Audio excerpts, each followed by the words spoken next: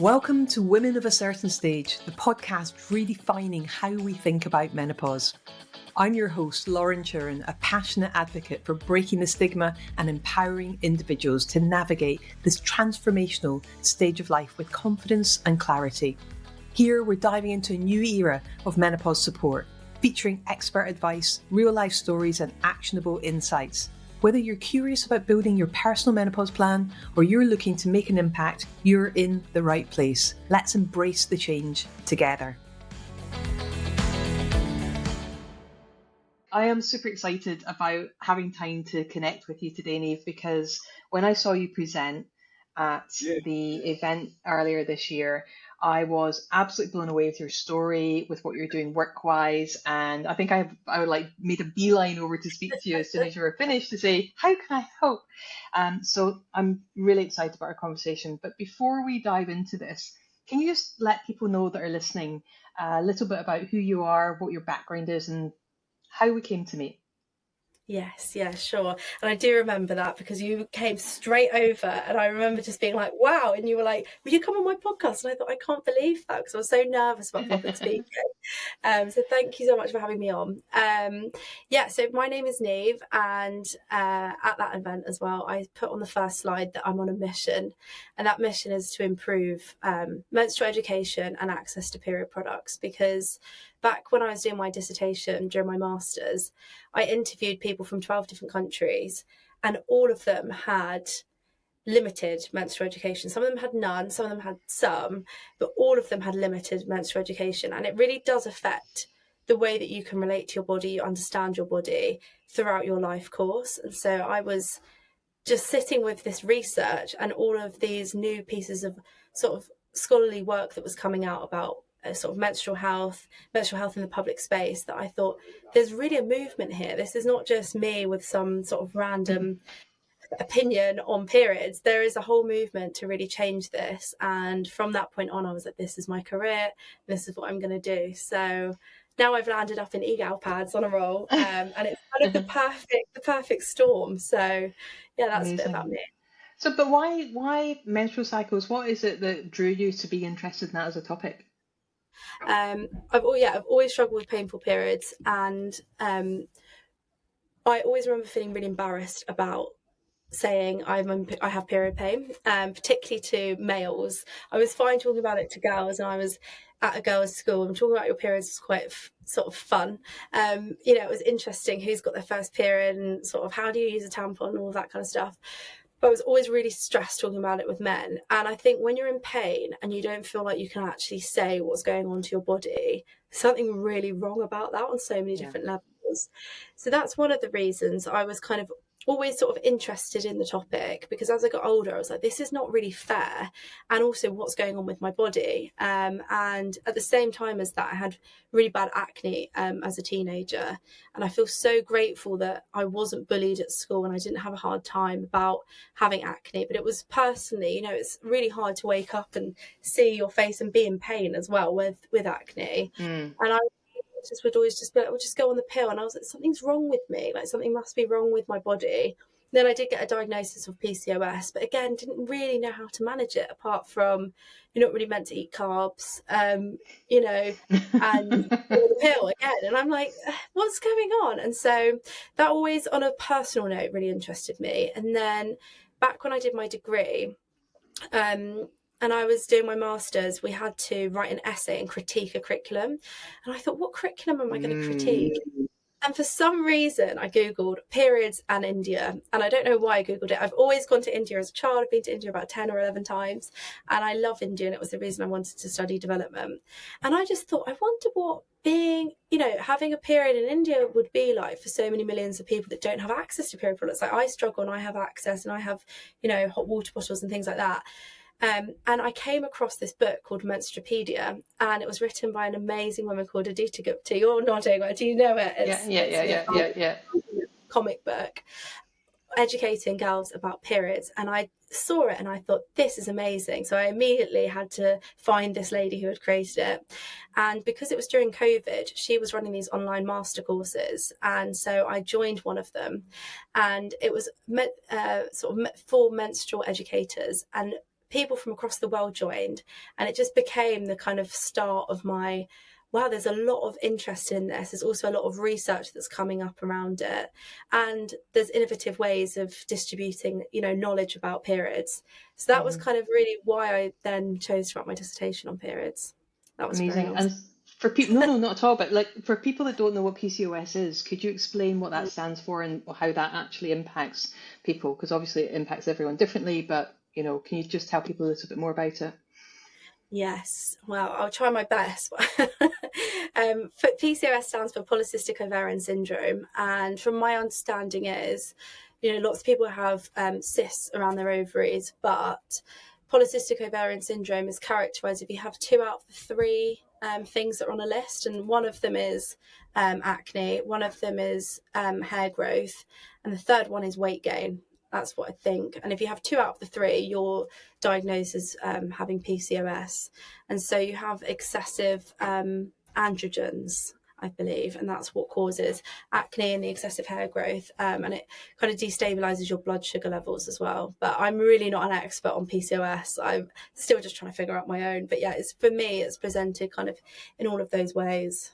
Yeah, but that just takes us loops back round to what you were saying about menstrual awareness, right? So here's someone who has studied women's health, who's done a dissertation on women's health, and yet when it comes to PCOS, when it comes to PMDD, or it comes to POS, or if it comes to any other acronym related to our menstrual Yes. cycle, most people will stand there and go, well, I think it's kind of something to do with, and we know it's hormone driven. We know that there's other aspects to it. But I think it reflects the fact that we are sorely lacking in women's health research in such a huge way. And we live in we're recording this in 2025. I mean, it's insane that we still don't routinely just know this stuff when it's so many people are impacted. And I think that the volumes of women that I've now discovered are struggling with menstrual health issues are huge. And yet it's just hidden, swept under the carpet, and we wear a mask pretending that it's not really happening. Exactly. It really is a disservice to women. And I think I remember during my research, people would talk about period pain constantly. And I mean, I've had period pain all my life. And when I started reading about it, and the word dysmenorrhea was coming up, and I was like, what is dysmenorrhea? How do you even say that? And there's primary and secondary dysmenorrhea. And how do we not ever have the language to actually talk about our own experience and what's going on? It's not just period pain or I've got a bit of a stomach ache. We should call it what it actually is, and we should be informed and empowered to use that language as well. Even now, I would think I would feel a bit funny saying, "Oh, I have dysmenorrhea," because people don't nobody really would know what you were talking about, exactly. right? I'm amenorrhea or I'm dysmenorrhea. People would be, really? Tell me more Exactly. about that. What is that? But the more we don't have the language to describe and to educate ourselves on what's happening, I just think the more we push these issues under the rug as well, of like, oh, I have a painful period, and it's kind of just something that's left, and we don't really know what to do with it because we don't properly have the language to even describe it to begin with. So I'm really passionate about menstrual education and making it accessible. We should really know what estrogen does, what progesterone does, how that affects our cycle, and it should just be normal that we understand these hormones like very, very well, and we don't. Well, most of us don't, and I'm very guilty of that as well. But my education at school wasn't good enough, and I went to a good school, but it wasn't good enough, and I think that's the case for most people around the menstrual cycle. Yeah, and it's ironic, really, because even if you think about something, well, I was just trying to think of any other menstrual health issues. 10% of the population, 11% of the population, 6% of the population are suffering with each of the different types of menstrual health issues. That's a massive chunk when you add it all up together, and yet we don't know what any of these things are or how to manage them. And there's another podcast that I did with one of my graduates, actually, from the Menopause Coach Diploma, and she struggled for 30 odd years before she got help and support. Gosh. Which is dreadful, just dreadful. And she's a passionate advocate for people that struggle with PCOS. So, with someone who knows all about it, who studied it, who works in the health space, it's just mind-blowing how limited the support and the resources are and what a postcode lottery it is to get somebody that knows what you're talking about as well. So Exactly, that is so true. And yeah, actually, I remember at my presentation at Helen's event that where we met, the second slide, I think, was a list of descriptions of people about describing their first ever period. And it's 1 in 7 people in the UK, or 1 in 7 girls, people who menstruate, described their first ever period as scared, didn't know what was happening, I thought I was going to die. And so even the language just around the word period in general, what that even that is to begin with, has to change. And then the same for, when across the life course, then when you get to the menopause and the perimenopause, all of those same words come back and they follow yeah, women across their life of being scared. I didn't know, I didn't feel equipped. That just keeps happening, and all around our yeah. our whole reproductive lives, and it's such a shame. Yeah, yeah, and it's interesting because one of the core things that I thought was really fundamental when I left my job thinking early onset dementia, my early 40s, having gone through menopause at 37, thinking I had early onset dementia, not having a clue about what was really going on. One of the things that blew me away when my doctor told me that it was just menopause was the fact that with a background in anatomy and physiology, personal training, sports therapy, nutrition, psychology, I was clueless. I was clueless. I hadn't Yeah, even heard the word perimenopause before. So what I realized at that point was that we've got many colleagues out there, many amazing people out in the workplace, out in schools and education, further education, who are struggling, who are being disadvantaged from the get-go. So I mm, love now that I get to partner with my corporate organizations and I go and train them. They then use their volunteer days to go into schools and deliver much deeper dive training. So we look at the monthly cycle, the ebb and flow of the hormones. We look at when, peak, when we've got the highest pain thresholds, when we've got the highest tolerance, what we can tackle and get on with at those times of the month versus the yeah, times of the month when we're more quiet and more introspective, and how to manage our school workload and therefore future life based on understanding our cycle better.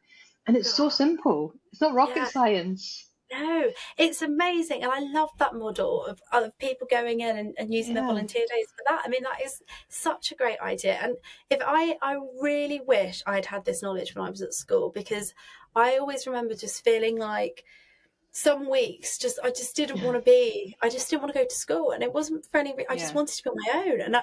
And what's quite funny is that as I got older, and I suppose if I tracked it along with my cycle, I'm sure it would have matched up, but I started having these things that my teacher called Niamh days, and it really makes me laugh, because I would just say I'm not coming to I'd say to my mum, I'm not going to school today, and she'd be like, oh, okay. And then she would just say, well, you have to help me with the washing. And then I used to not be able to go to school that day. But it was, it was just too much. Just wanted to be on my own. I probably did just crave like solitude, more quiet time, introspection. I didn't want to have to go to school, and you have to kind of be very social at school. Yeah. And I Yeah. am quite a social person, but there are days, as particularly in the lead up to my period, where I just want to be on my own. And Yeah. I wish I'd known that was probably mirroring my PMS, my cycle. And my teachers would then say, oh, were you really ill yesterday, Niamh? And I'd be like, yeah, I was really ill, I couldn't come in. But they obviously could tell I was completely fine again. And then so my teacher would say, oh, is Niamh having a Niamh day? And it kind of caught on. And so even now I say, I'm having a Niamh day. Oh, I love that. I love that. I definitely had one day a month where I did not want to speak to anyone. And I was that kind of like, like, really do not speak to me today. And I did everything in my power not to have to interact with another human being. I would turn up, I would show up, but I would literally plan my day so I didn't have to interact in any way, shape, or form. Yeah. Just And didn't have the like, energy for it. exactly. But that used to almost scare me a bit when I was younger, that I used to have Hmm. these moods where I'd be like, I don't want to speak to anyone. Yeah. And now I'm like, oh, my Niamh days, they're my days. And it's great. But as a child, I wish I'd had that kind of education around, oh, Right. all of my hormones are dropped. I'm at the lowest, and I just don't have the capacity. Yeah. And that actually makes sense with what's the biology of what's going on in my body. And if we can make young people understand more about Yeah. their hormones, I just think they'd feel more in control about Yeah. their moods. It's not going to change the fact you don't want to speak to anyone, but you just feel less weird. We need that. Exactly, exactly. And tell me, what were the key takeaways? What was the outcome of the research that you did in your dissertation? Well, that's a good question. So what were the key takeaways? One of them was around pain and the silencing around pain, and how so many people just said that they got used to it. And, you know, the pain didn't improve in that sense, but they just accepted that it was always going to be part of their life, and that's just their period. And I remember one really interesting piece that came out was this woman said, I always thought my sister was just trying to get attention when she had painful periods. Mine were fine. And she said, I feel really guilty about it because as the years have gone on and I've, like, you know, she's had friends who've had really painful periods, and she's kind of just grown out that stage of thinking her sister was annoying. She can't believe how much empathy she lacked for her sister in those moments. Wow. And so she said, yeah, and I found that really moving. One, the honesty for somebody to share that, but also when you think about also different, you know, women, I know other people, it's not just women who menstruate, it's all different types of people who menstruate. But in my work that I do with Pads on a Roll, sometimes people, it can actually be the women who are least empathetic about it. They're like, well, I always carry a pad. And I'm like, well, you don't necessarily have predictable periods.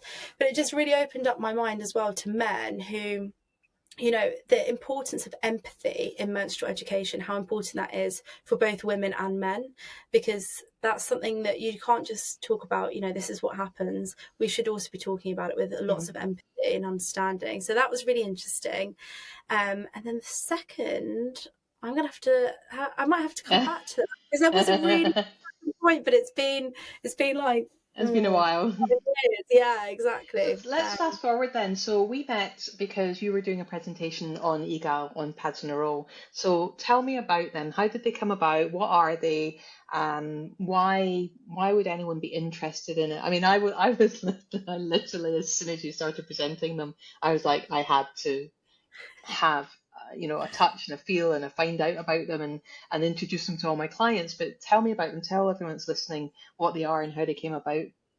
Yeah, okay. So pads on a roll essentially are exactly what they say they are. They're period pads that are put on a roll, just like toilet paper. They're all individually sealed with a perforated line. So it really does mirror the toilet roll image. And the idea was born 3.5 years ago by someone in America called Tom Devlin. And his wife was writing an article for the Boston Globe, and she was covering a piece around period poverty in schools. And at that time in America, mandates were coming out by the different states saying that schools had to have period products for their students. And so she was talking to the students about, you know, period products and their opinion on the mandates. And the students said, well, yeah, period products should be free and they should also be in the cubicle like toilet paper is. And at that time, Tom was, he's like an inventor of lots of different things. And he thought, well, no one's ever put period products like a loo roll, so I'll try and make that. And so he came up with Pads on a Roll. And so I came across it on LinkedIn, I don't even remember, a couple of years ago, and just thought, that is cool. I love that. And then fast forward kind of a year later, I happened to be at a networking breakfast in London, and it was lots of femtech companies that were together. And at that time I wanted my own menstrual education company, so I was kind of in that space, and I met this woman, and I think this is really important for so many conversations. It's just the power of women uplifting other women. And this woman, Claire Dixon, shout out to Claire Dixon, she walked in and we looked at each other and said, do I know you? And I think we must have seen each other at another event.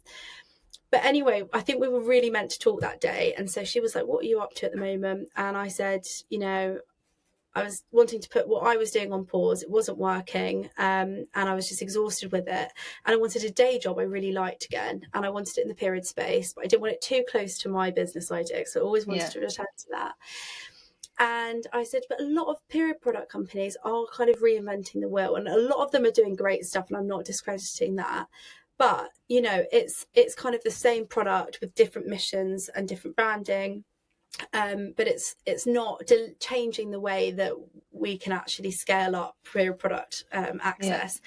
And I said, I've seen this company called Pads on a Roll on LinkedIn, and they're in America, but someone like that in the UK. And she said, well, I actually know the CEO of that company, Penny, because we did a global accelerator together. And I was like, oh, really? And she said, right, I'll put you in touch. And I didn't know that Claire had left that coffee that we were having and called Penny and said, you have to hire this girl in the UK. She is so passionate about period products. And so that's kind of how that all happened. And Penny said, they were looking to expand into the UK at some point. It was going really well in the US because it didn't just contain into the schools. Now airports are really interested in it, workplaces. So they knew this product wasn't just going to sit, in schools. It had a life of its own, and they wanted to bring it to different markets. So that's how I ended up kind of, being the UK sort of person. I always say I'm the UK person, but you're the UK person. Do you have one handy? There? I don't, unfortunately. Hold on a minute then. Hold on. You've got one, haven't you? But it's really bad to come to a podcast without it. But I ran out. This is the irony. This is it. There this is what it looks like. And my podcast obviously is on Spotify and Apple, and you can't see what we're doing just now, but if you head over to YouTube, you will be able to. So what I'm holding up is something that you would see in a commercial toilet, which is a black, how would you describe that? A black holder. And then dispenser, just like you would pull out a black dispenser, plastic, and just like you would pull out some toilet tissue, you pull out the pads, which are literally on a roll and literally perforated. You tear one off, use it, and then the container, the dispenser, sits beside the toilet roll in the toilet, and they are there for anyone in need. So as I said, head over to YouTube if you want to see what that actually looks like and just how visually appealing they are, how super, I don't know how else to describe it. I'm not a marketeer, but they're just, when I saw it, I was like, of course, it's just the most logical thing in the world. That's what literally everybody says that. And when I do shows, what's really cool right now doing the shows sort of in the first year or two of a new company, I always think is, especially with a product nobody has ever seen before, is that you get people's first time reactions. And sometimes people they walk past and they come back again. And they're like, is that a period product? Or is that another type of toilet roll? And it's really interesting. And people say, I wish I'd thought of that. That's a great idea. And I'm like, yeah, me too. But I think there's so many things I love about pads on a roll, but one of them is obviously that it is sort of very neutral. So a lot of period product brands are very flowery and pink, and femininity is kind of really entwined with their period product branding.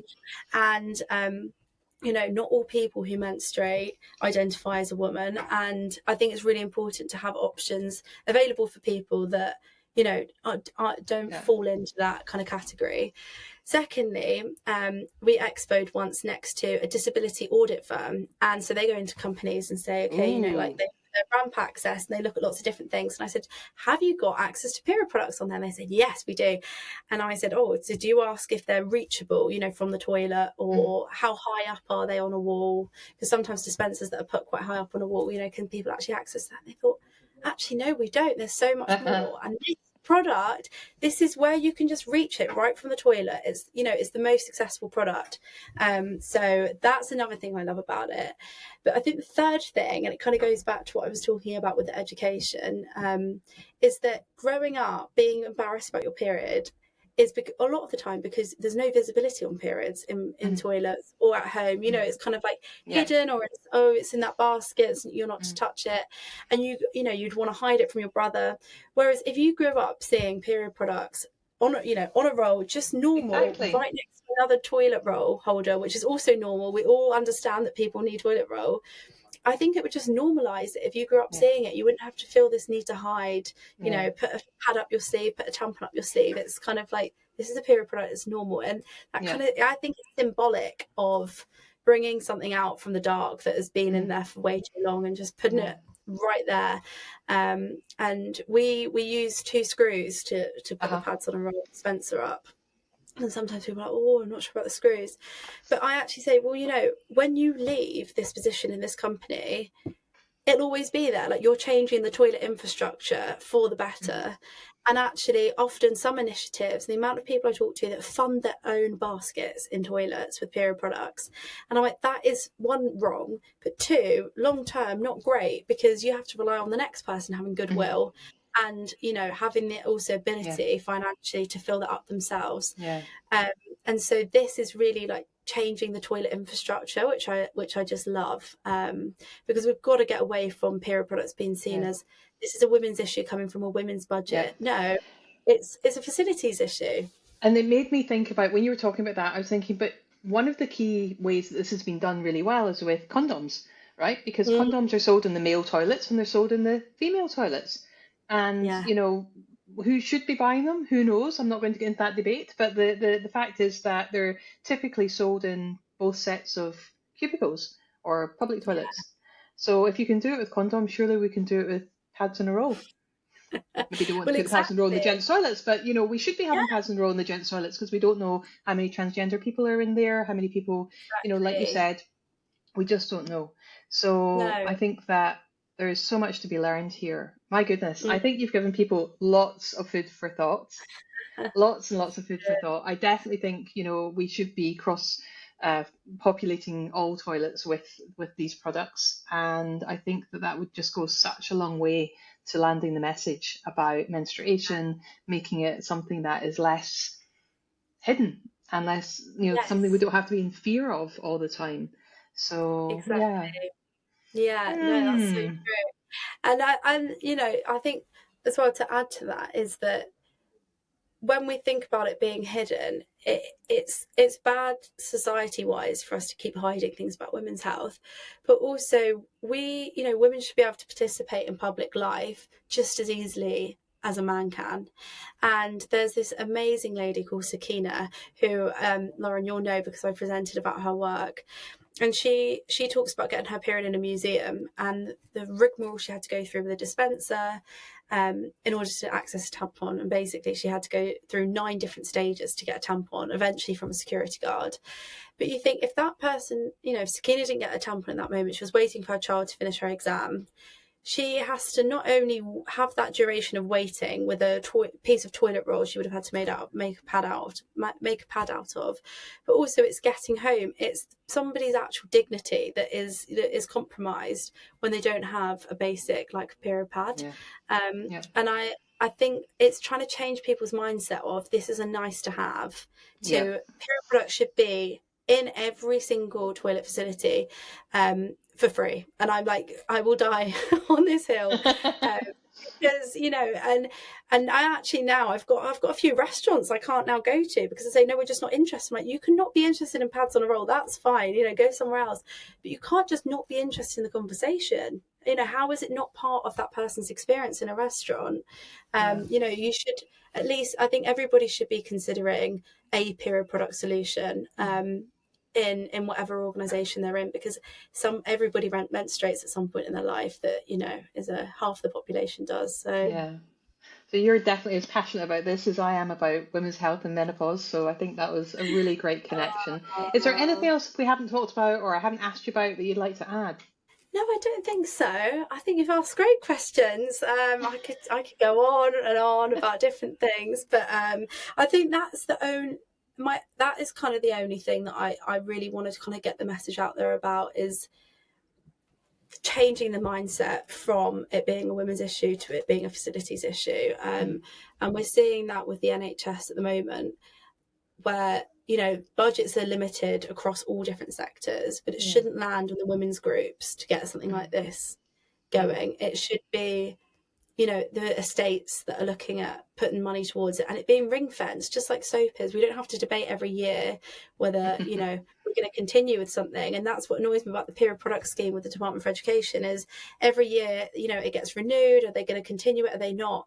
Why are we having these conversations about a scheme maybe not being continued? Period products should always, you know, maybe the scheme can change and the period products on that list can change, but we should have it as a kind of ring fence thing, that this is no longer a debate. This is happening, and budgets need to be found and created.